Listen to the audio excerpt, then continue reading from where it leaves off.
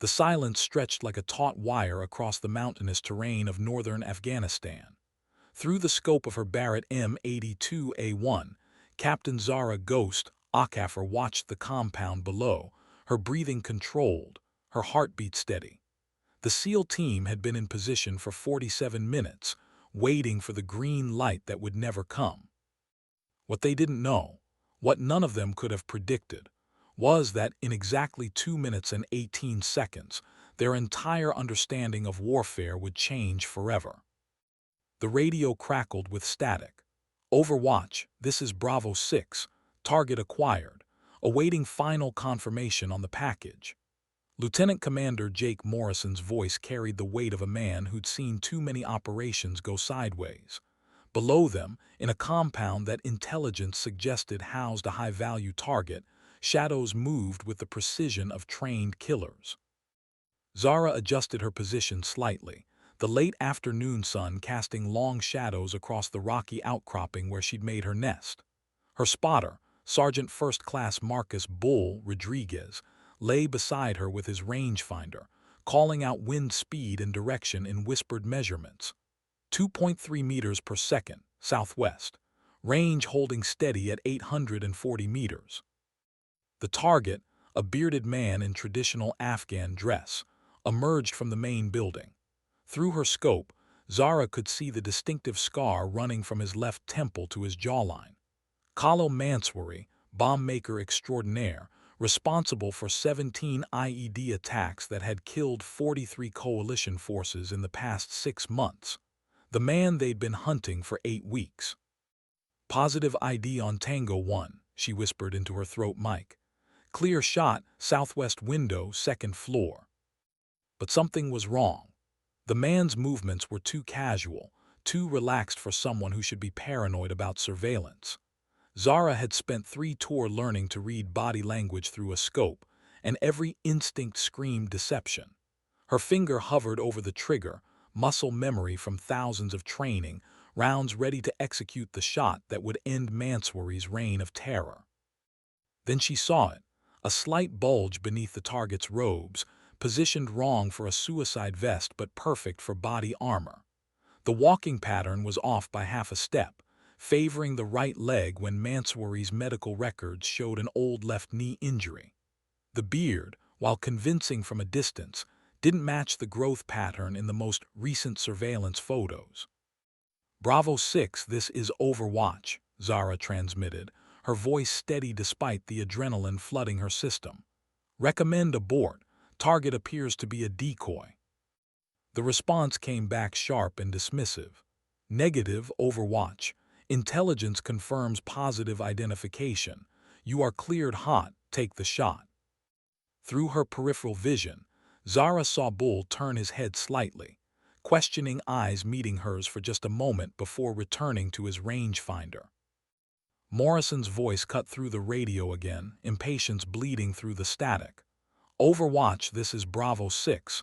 You have a direct order. Engage the target. Execute, execute, execute. The word hung in the mountain air like a death sentence, but for whom, Zara was no longer certain. The compound below seemed frozen in time, every detail magnified through the powerful scope. Zara's breathing had slowed to the rhythm she'd perfected during her years as a competitive shooter before joining the Air Force. 4 counts in, hold for 6, release for 4. It was a meditation, a dance between hunter and prey that she'd performed hundreds of times, but never with stakes this high and never with doubt gnawing at her certainty like acid. Bull's voice came through her earpiece, barely above a whisper. Wind steady, humidity dropping. You've got a perfect window, Ghost. The nickname had followed her through 3 deployments. Not because she was pale. Her Nigerian heritage had blessed her with rich, dark skin that seemed to absorb sunlight. But because of her ability to appear and disappear in the field, to take shots that others couldn't see, to be present when needed and invisible when survival demanded it. Today, that reputation felt like a weight around her neck. Bravo 6, Overwatch, requesting confirmation on intelligence source for target identification. Her words were measured, professional, but she could feel Morrison's frustration building across the radio waves. "God damn it, Captain, you have your orders. Human confirmed the target 20 minutes ago. Local assets provided positive identification. Take the fucking shot." Through her scope, Zara watched the decoy, because she was now certain that's what he was, paused near a window. The movement was too practiced, too deliberate. This man knew he was being watched. Worse, he wanted to be watched. Her finger remained on the trigger, but her mind raced through possibilities, each more troubling than the last. "Overwatch, you have 10 seconds to engage, or we're moving without sniper support," Morrison transmitted, his voice tight with controlled anger.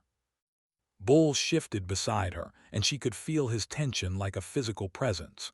He'd been her spotter for 8 months, had seen her make impossible shots in impossible conditions. He trusted her judgment, but orders were orders, and they both knew the price of disobedience in a combat zone. The mathematics of the shot were perfect: range, wind, humidity, target acquisition. Every variable had been calculated and compensated for.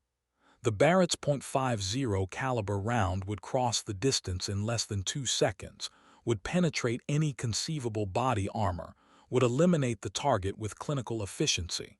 It should have been routine. But Zara had learned to trust her instincts, had survived 3 tours because she could see patterns that others missed. The way the decoy held his shoulders, the precise positioning near the window, the timing of his appearance, it all spoke of choreography, of a performance designed to draw exactly this response. 5 seconds, Overwatch. Her finger tightened on the trigger. Through the scope, she could see sweat beading on the decoy's forehead despite the mountain chill. And there, in that small detail, she found her answer. The real Kahlo Mansouri was left-handed, a detail buried in a psychological profile she'd memorized weeks ago. This man wore his watch on his left wrist, the natural position for a right-handed person. The shot never came. Instead, at exactly the moment Morrison's voice crackled with "execute," Zara's bullet found its mark in a window 3 floors above and 60 meters to the east, a position no one had been watching, where thermal imaging had detected no movement, where intelligence had reported no activity. The .50 caliber round shattered reinforced glass and found flesh beyond. Through her scope, Zara watched as the real Kahlo Mansouri tumbled forward, his sniper rifle clattering to the floor of what had been his perfect Overwatch position, the position from which he would have eliminated half the SEAL team the moment they breached the compound's outer wall. Bull's rangefinder tracked to the new impact point automatically, his training overriding confusion. "Holy shit, Ghost, how did you?" "Bravo 6, this is Overwatch. Tango 1 eliminated. Actual target was in Overwatch position, Building 7, 3rd floor, east side. Recommend immediate sweep for additional hostiles." The radio silence stretched for nearly 10 seconds, an eternity in combat time. Finally, Morrison's voice returned, stripped of its earlier confidence. "Overwatch, confirm your last transmission. You engaged a target not designated in the operational plan." Zara kept her scope trained on the window where Mansouri's body lay motionless. "Confirmed, Bravo 6. Target was in counter-sniper position, likely waiting for your breach. The individual in the courtyard appears to be a decoy." As if summoned by her words, the man in the courtyard looked directly at her position. Impossible at this range, but the gesture was clear. He raised both hands above his head in surrender, his face split by a grin that spoke of relief rather than defeat. A local farmer, paid to play a role he'd never fully understood, grateful to discover he would live to see another sunset. Morrison's voice carried a new quality now, something between respect and bewilderment. "How in the hell did you know?" Zara began the familiar ritual of breaking down her position, muscle memory guiding her movements while her mind processed what had just occurred. Wrong-handed for the target profile, body language was too confident, positioning was too convenient. Plus, Thermal picked up a heat signature in Building 7 about 30 seconds before the target appeared. Someone was watching our target, which meant someone was watching us. Bull had already packed his gear and was moving to their extraction point, but she could see the questions in his eyes. The same questions that would follow her through debriefing, through the inevitable investigation, through the commendations and the whispered conversations in officers' clubs across 3 continents. How had she seen what an entire intelligence apparatus had missed? How had instinct trumped technology, training overridden orders, intuition defeated analysis? The truth was simpler and more complex than anyone would believe. Zara had learned to see war not as a series of tactical problems to be solved, but as a conversation between human beings, a deadly dialogue of move and countermove, of psychology and physics, of fear and courage measured in heartbeats and breath control. Today, she had simply listened more carefully than anyone else. The extraction helicopter's rotors were already audible in the distance, growing louder with each passing second. An MH-6 Little Bird, its distinctive egg-shaped fuselage cutting through the afternoon air with mechanical precision. Zara could see it cresting the ridgeline to the south, black against the harsh Afghan sky, its pilots following a flight path that had been rehearsed down to the second. Bull was already at the LZ, securing their equipment and preparing for immediate departure. The protocol was simple.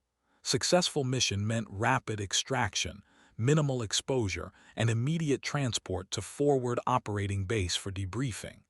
But nothing about this mission felt simple anymore. Morrison's voice cut through the helicopter noise. Overwatch, Bravo 6, compound is secure. 12 military-age males in custody, significant weapons cache recovered, and one very confused farmer who keeps trying to give us information about someone who paid him $500 to stand in a window. Zara shouldered her rifle and began moving toward the helicopter, her movements economical and practiced. 3 Tour had taught her the rhythm of insertion and extraction, the careful dance of getting in and getting out alive. But something felt different this time, as if the mountain air itself had changed composition. Copy that, Bravo 6. What's the status on the actual target? Confirmed, KIA. Single shot, center mass. Looks like you were right about his positioning. We found a Barrett M107 with a clear line of sight on our breach point.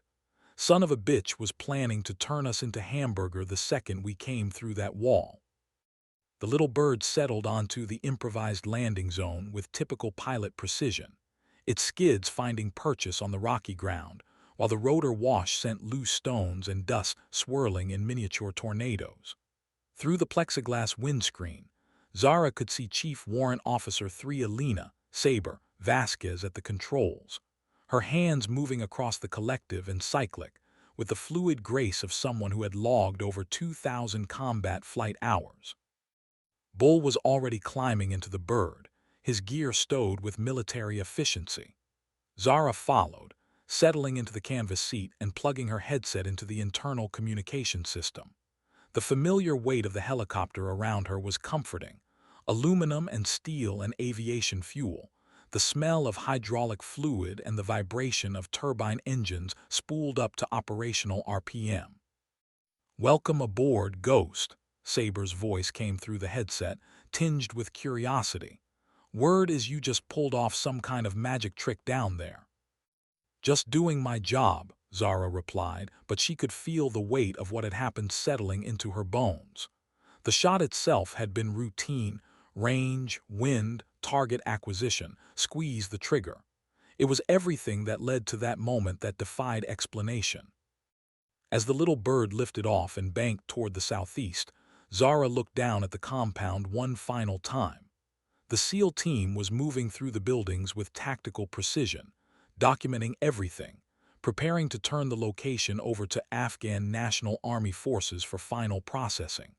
From this altitude, the entire operation looked like a carefully choreographed exercise, each element moving in its assigned pattern.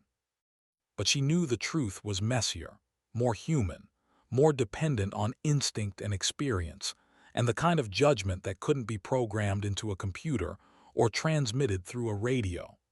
She had fired 2 seconds before the order because those 2 seconds had contained a lifetime of observation, analysis, and decision-making, compressed into a moment of absolute clarity. ETA to base is 12 minutes, Saber announced. Medical says you're all cleared hot, no casualties, no incidents. Sounds like a good day at the office. Zara closed her eyes and felt the helicopter's vibration through her body, a mechanical heartbeat that matched her own gradually slowing pulse. In 12 minutes, she would begin explaining her actions to intelligence officers, tactical analysts, and superior officers who would want to understand how she had seen what their satellites and drones and human intelligence networks had missed. The answer would disappoint them in its simplicity and complexity. She had simply remembered that warfare was fundamentally human, and humans made patterns, and patterns could be read by someone willing to listen. The forward operating base materialized through the heat shimmer like a military mirage, concrete blast walls, HESCO barriers, guard towers, and the controlled chaos of a machine designed for war. Bagram Air Base had been her home for the past 4 months, a sprawling testament to American engineering and logistics capability dropped into the Afghan desert like a piece of transplanted civilization. Saber brought the little bird down on the designated helipad with her characteristic smoothness, the skids settling onto concrete with barely a bump.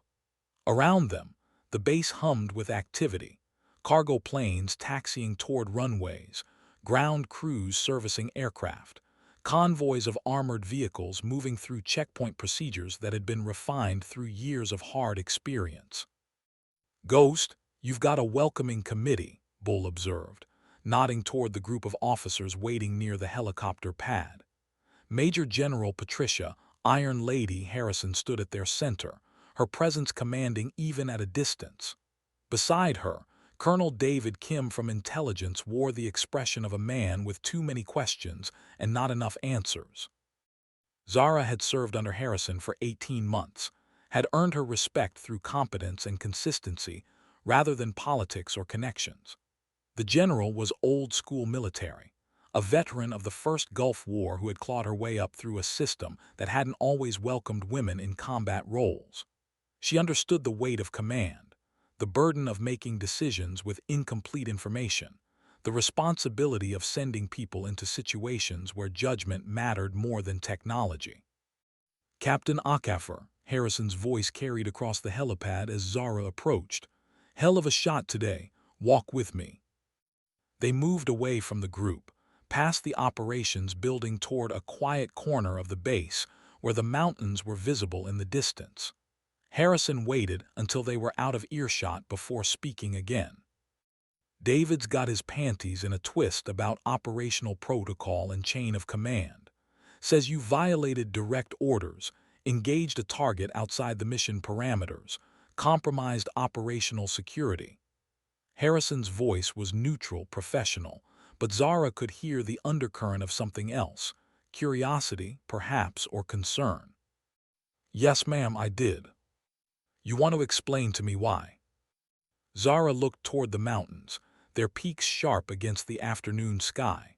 Somewhere out there, other operations were unfolding. Other teams were making decisions based on intelligence that might be incomplete, assumptions that might be wrong, orders that might lead to disaster. "Because the intelligence was wrong, ma'am.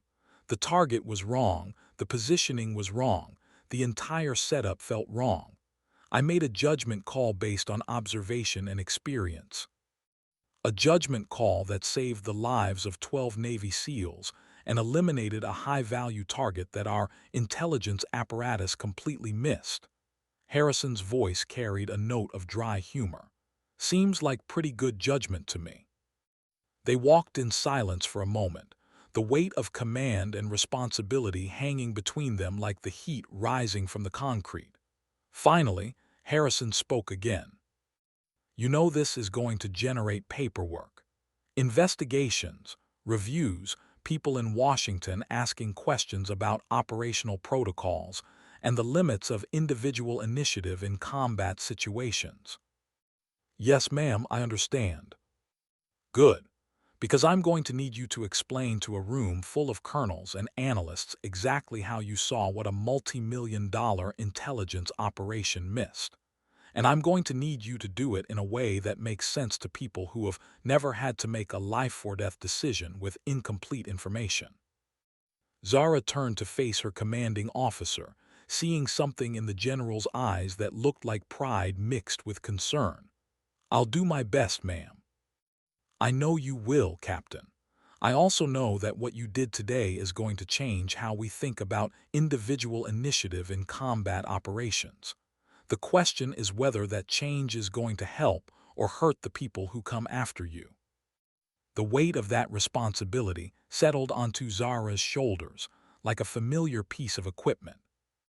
The debriefing room smelled of stale coffee and the peculiar blend of air conditioning and desert dust that permeated every building on base. Zara sat at a metal table that had probably been salvaged from a dozen different military installations, facing a panel of officers whose expressions ranged from curiosity to barely concealed hostility. Colonel Kim led the questioning, his voice carrying the precise diction of someone who had spent more time analyzing intelligence than acting on it. Captain Akafur, let's start with timeline. At what point did you first suspect that the designated target was not, in fact, Kalo Mansouri? Approximately 30 seconds after visual contact, sir. The body language was inconsistent with the psychological profile. Body language. Kim's tone suggested he found the concept less than scientific. Can you be more specific? Zara had anticipated this line of questioning, had spent the helicopter ride back preparing to translate instinct into language that military bureaucracy could process. The target's movement patterns favored his right leg, inconsistent with medical records showing a left knee injury from a 2019 IED incident. His watch was positioned for a right-handed individual, while Mansouri's psychological profile indicated left-hand dominance. The positioning near the window was too deliberate, too convenient for observation. And based on these observations, you made the decision to disobey a direct order from the mission commander. The question hung in the air like a challenge. Around the table, junior officers shifted uncomfortably, recognizing the implications of the conversation. Military discipline was built on a foundation of following orders, of trusting the chain of command, of subordinating individual judgment to collective mission objectives. I made the decision to engage the actual target, sir, which happened to be in a different location than originally designated. Without authorization, without clearance, without regard for operational parameters that had been established through extensive intelligence gathering and analysis. Major General Harrison leaned forward slightly, her voice cutting through the tension with surgical precision. David, let's focus on results rather than procedure for a moment. The captain eliminated a high-value target who was positioned to inflict significant casualties on our ground forces. The intelligence failure was ours, not hers. With respect, General, the issue isn't the outcome. It's the precedent. If we allow individual operators to override mission parameters based on intuition or gut feelings, we undermine the entire structure of military command and control. Zara listened to the debate swirling around her, understanding that she had become a symbol in a larger argument about the nature of modern warfare. Technology versus instinct, central command versus individual initiative, the reliability of intelligence versus the judgment of people on the ground. Colonel Kim, she said quietly, and the room fell silent. May I ask a question? Kim nodded, though his expression suggested wariness. How many operations have you commanded in direct combat? The question hit like a physical blow. Kim's face flushed slightly, and she could see the answer in his eyes before he spoke.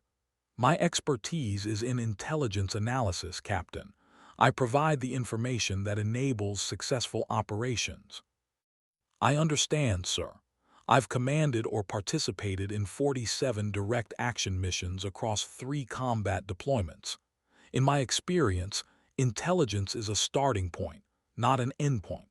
It provides a framework for decision-making, but it doesn't replace the need for real-time assessment and adaptation.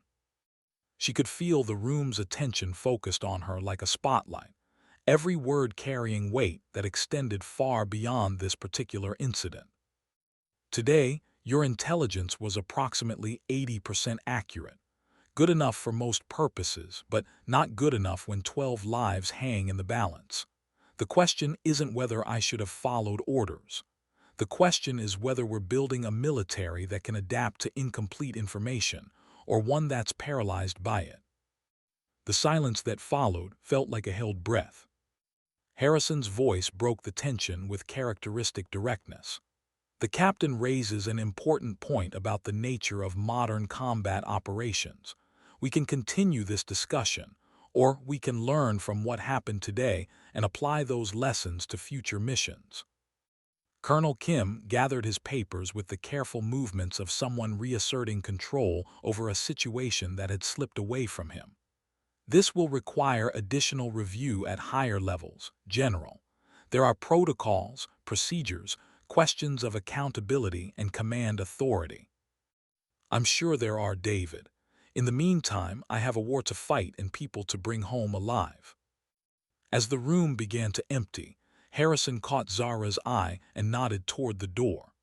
They walked out together, leaving behind the sterile atmosphere of formal inquiry for the controlled chaos of a military base at war. You handled that well, Harrison said as they emerged into the afternoon heat. Kim's not wrong about the larger implications, but he's missing the point about adaptive leadership in complex environments.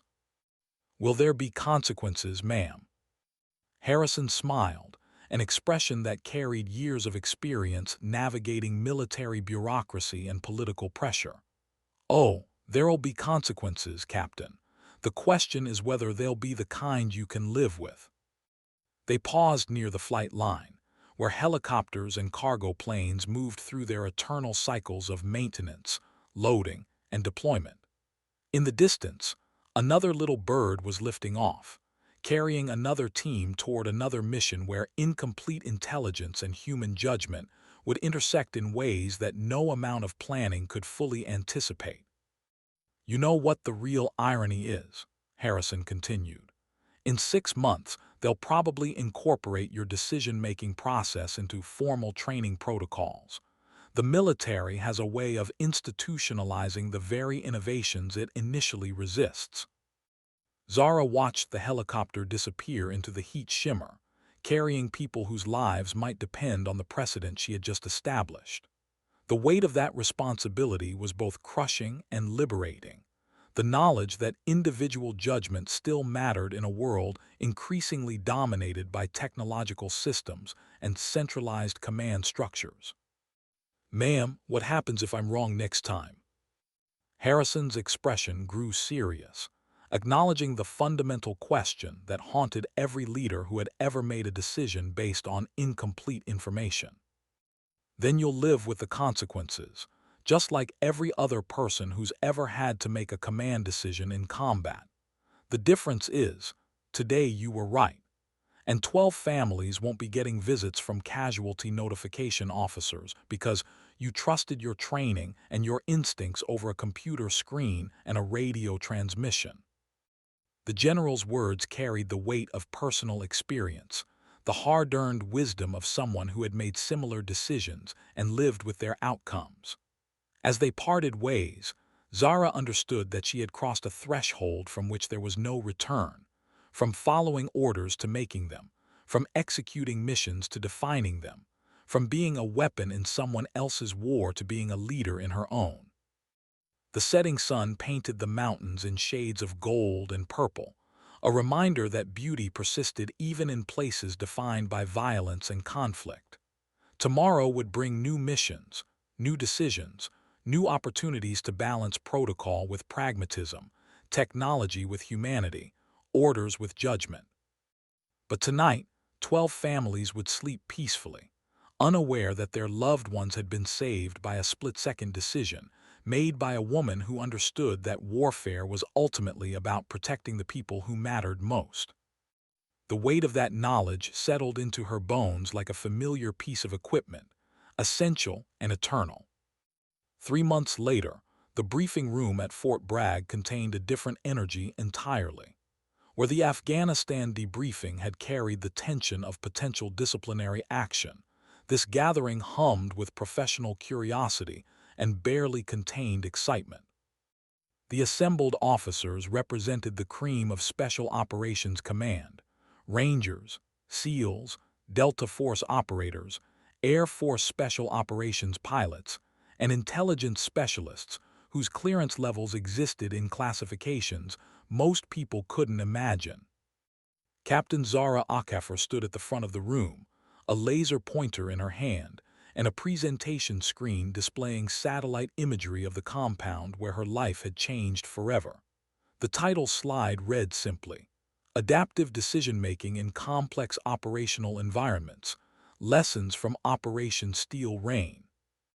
"Ladies and gentlemen," began Brigadier General Marcus Thompson, SOCOM's Deputy Commander for Training and Doctrine.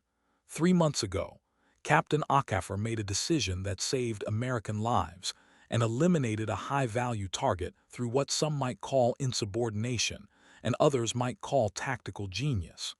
We're here today to determine which interpretation serves our forces better going forward.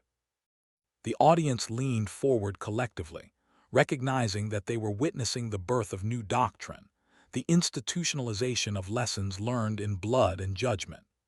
Zara could see faces she recognized from news reports and military publications, operators whose names had become legend, leaders who had shaped the nature of modern warfare through personal courage and professional competence. "The tactical situation was straightforward," Zara began, her voice carrying the confidence that had developed through months of telling this story to increasingly senior audiences. Intelligence had provided a target location, identification, and timeline. Ground forces were in position, support elements were standing by, and execution appeared routine. She clicked to the next slide, showing the compound layout with marked positions for the SEAL team, her overwatch position, and the designated target location. The first indication of a problem came 30 seconds after visual contact with the designated target. Multiple factors suggested that the individual was not, in fact, Kalo Mansouri. A hand shot up from the audience. Master Chief Petty Officer Sarah Hammer Johnson, a SEAL Team 6 veteran whose reputation preceded her into any room. "Captain, you mentioned psychological profiling as a factor in your assessment. How much of that information was available to you in real time?" "Excellent question, Master Chief. The psychological profile was part of our pre-mission briefing, but the specific details, handedness, injury patterns, behavioral tendencies, were items I had memorized during target study. That information became relevant only when direct observation contradicted the profile." Colonel Rebecca "Snake" Martinez from 75th Ranger Regiment raised her hand. "What was your confidence level in the contradiction? At what point did suspicion become certainty?" Zara paused, remembering the exact moment when doubt had crystallized into knowledge. "Ma'am, confidence is probably the wrong word. I had accumulated enough contradictory indicators to justify enhanced surveillance and target reassessment. The decision to engage a different target came when thermal imaging detected a heat signature in a building that intelligence had assessed as empty." "Walk us through that decision-making process," General Thompson interjected. "From initial doubt to trigger pull, time frame, thought process, risk assessment." The room fell silent as Zara gathered her thoughts, understanding that her next words would potentially influence how American Special Operations Forces approached similar situations for decades to come. "Sir, the entire sequence took approximately 4 minutes from initial target acquisition to engagement. During that time, I was simultaneously processing radio communications from the ground team, environmental factors affecting the shot, and observational data that contradicted intelligence assumptions. She clicked to a new slide showing a timeline with decision points marked in 30-second intervals. The key moment came when I realized that someone was watching our designated target, which meant someone was also watching us. The positioning of the decoy was too convenient, too obvious for an individual who should have been paranoid about surveillance. Major Frank Chaos Williams from Delta Force leaned forward. "Captain, you mentioned trusting instincts and experience. How do we train that? How do we institutionalize judgment that seems to depend on individual intuition?" The question struck at the heart of the military's eternal struggle between standardization and adaptation, between doctrine and creativity, between following orders and thinking independently. "Sir, I think we're asking the wrong question. We can't train instinct, but we can train the foundational skills that enable good instincts. Observation, pattern recognition, psychological assessment, environmental awareness. These are teachable competencies that create the framework for sound judgment." She could see nods around the room, recognition from operators who had learned through experience that survival often depended on factors that couldn't be reduced to doctrine or procedure. "The larger issue," Zara continued, "is creating a command climate that supports adaptive decision-making while maintaining operational discipline. My situation was unusual because the ground commander was physically separated from the target area and dependent on my assessment for situational awareness." General Thompson stood, signaling that the formal presentation phase was ending and the real conversation was about to begin. "Captain, you've given us a lot to think about. The question we need to answer is whether your actions represent a replicable model for enhanced operational effectiveness, or an exception that proves the importance of following established protocols." The debate that followed would last for hours, would generate papers and studies and training scenarios that would influence American military doctrine for years to come. But as Zara looked around the room at faces that represented the best of American Special Operations Forces, she understood that the real lesson wasn't about tactics or technology or even judgment. It was about remembering that warfare was fundamentally human, conducted by people who made mistakes and demonstrated courage in equal measure, who succeeded not because they followed perfect plans, but because they adapted intelligently to imperfect circumstances. The mountains of Afghanistan felt very far away from this air-conditioned briefing room, but the lessons learned in that moment of decision remained as sharp and immediate as the day she had made them. 2 years after Afghanistan, Captain Zara Akaffer found herself in a very different kind of briefing room. The Pentagon's Conference Room 2, E924, was smaller than the auditoriums where she had presented to Special Operations Command, but the men and women seated around its polished mahogany table represented a different kind of power entirely. Deputy Secretary of Defense Helen Crawford sat at the head of the table, flanked by senior officials whose decisions shaped American military policy across the globe. "Captain," Secretary Crawford began, her voice carrying the authority of someone who had navigated Washington's corridors of power for 3 decades. "Your actions in Afghanistan have generated considerable discussion at the highest levels of government. We're here today to discuss the broader implications of what some are calling the Akaffer Doctrine for future military operations." The term made Zara uncomfortable. The idea that a single decision made in 4 minutes of combat had somehow become a doctrine felt both presumptuous and overwhelming. But she understood that symbols mattered in Washington, that individual actions could become representative of larger philosophical shifts in how America approached warfare. "Ma'am, I'm not sure that what happened in Afghanistan represents a doctrine so much as an example of applied tactical judgment in a specific situation." General Harrison, now wearing the 4th star of a full general and serving as the Army's Deputy Chief of Staff for Operations, smiled slightly from across the table. "Captain, you've been modest about this for 2 years, but the data suggests otherwise. Since your briefings began circulating through SOCOM, we've seen a measurable improvement in mission outcomes where commanders have been given latitude for tactical adaptation." Director James Walsh from the CIA leaned forward, his expression serious. "The intelligence community has also taken lessons from your experience.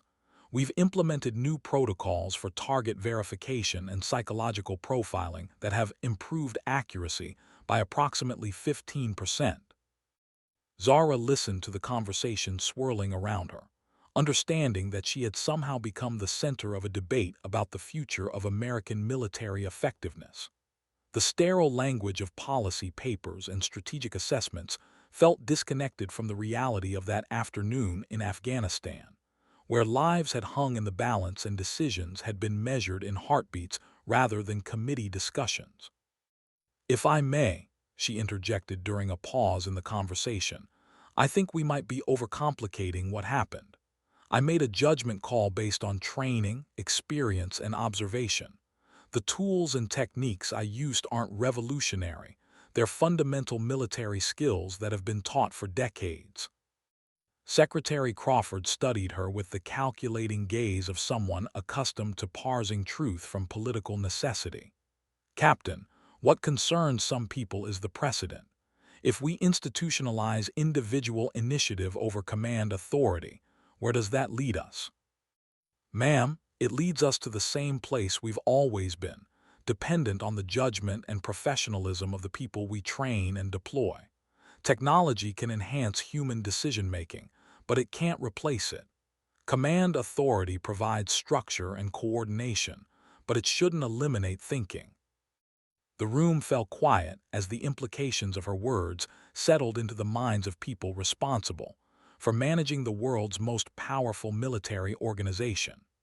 Zara could see the tension between competing philosophies playing out in real time: centralized control versus distributed initiative, technological capability versus human judgment, institutional authority versus individual responsibility. Colonel David Kim, now wearing the eagles of a full colonel and serving as Deputy Director for Intelligence Analysis, spoke for the first time since the meeting began. "Captain, I want to revisit our conversation from 2 years ago. You were right, and I was wrong, but I'm still concerned about consistency and predictability in military operations." His admission carried weight beyond mere professional courtesy. It represented an acknowledgement that the military's approach to intelligence and decision-making had evolved in response to lessons learned through hard experience. "Sir, I appreciate that, but I think consistency and predictability might be exactly the wrong goals in a complex security environment. Our enemies adapt, learn, and evolve. If we become too predictable, we become vulnerable." General Thompson, now serving as SOCOM's commanding general, nodded approvingly. "The captain makes an important point about adaptive adversaries. Our doctrine needs to account for the reality that our enemies study our methods and develop countermeasures." Secretary Crawford checked her watch, recognizing that the conversation had reached a natural conclusion. "Captain, thank you for your time and your insights. Your experience has clearly influenced thinking at the highest levels of government, and your continued service is appreciated." As the meeting broke up and participants began filing out of the conference room, General Harrison approached Zara with an expression that mixed pride and concern. "You know this won't be the last conversation like this," she said quietly. "Your name is going to be associated with changes in military doctrine for the rest of your career. That's a heavy burden for someone who just wanted to serve her country." Zara looked out the window at the Washington skyline,